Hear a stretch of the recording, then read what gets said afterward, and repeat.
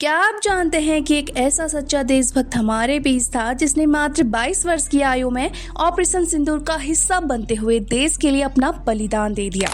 उस वीर जवान का नाम था अग्निवीर मुरली नायक। जब बच्चे खिलौनों से खेलते हैं तब वो सपनों में वर्दी पहनता था। जब दोस्त गली में क्रिकेट खेलते थे तब वो चुपचाप गांव के बुजुर्गों से युद्ध की कहानियां सुना करता था। उसे रंग बिरंगे खिलौनों से नहीं, देश की मिट्टी की खुशबू से प्यार था। उसके दिल में बस एक ख्वाब था, एक दिन वीर सैनिक बनूंगा, तिरंगे को सलाम करूंगा और अगर जरूरत पड़ी तो भारत माँ के लिए जान भी दे दूंगा।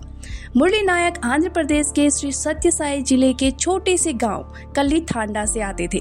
एक बेहद सामान्य परिवार से होने के बावजूद उनके सपने बहुत ऊंचे थे। वे बचपन से ही भारतीय सेना में जाने की तैयारी कर रहे थे। दौड़, व्यायाम, अनुशासन, सब कुछ उन्होंने अपने जीवन का हिस्सा बना लिया था।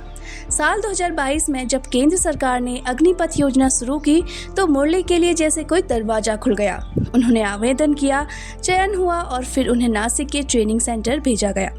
वहां उन्होंने कड़ी ट्रेनिंग ली और जल्द ही वे एक प्रशिक्षित अग्निवीर बन गए। उनकी पोस्टिंग हुई जम्मू कश्मीर के LOC पर। वहां तैनाती का मतलब है हर दिन एक खतरा, लेकिन मुरली को डर नहीं लगता था, बल्कि गर्व होता था कि वो देश की सीमा की रक्षा कर रहे हैं। 9 मई 2025 की रात मुरली की ड्यूटी उस पोस्ट पर थी जहां अचानक पाकिस्तान की ओर से भारी गोलाबारी शुरू हो गई। मुरली उस समय ऑपरेशन सिंदूर का हिस्सा थे।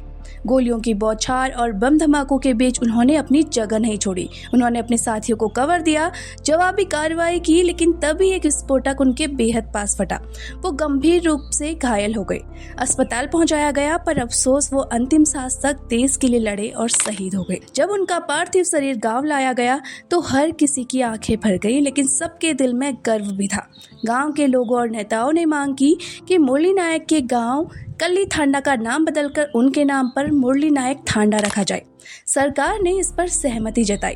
मंत्री नारा लोकेश ने घोषणा की कि ये नाम परिवर्तन एक सच्ची श्रद्धांजलि होगी और गांव में मुरली नायक की याद में एक स्मारक पट्टिका भी लगाई जाएगी। मुरली की शहादत हमें ये सिखाती है कि देशभक्ति कोई किताबों की बात नहीं, ये एक कर्म है जो उम्र नहीं देखता। एक जवान जिसने अपनी जवानी देश के लिए कुर्बान कर दी, वो हमेशा अमर रहेगा। उनकी कहानी आज हर युवा को प्रेरणा देती है कि वर्दी पहनना सिर्फ सम्मान नहीं, एक जिम्मेदारी है जिसे निभाने के लिए जान की बाजी भी लगानी पड़ सकती है। जय हिंद।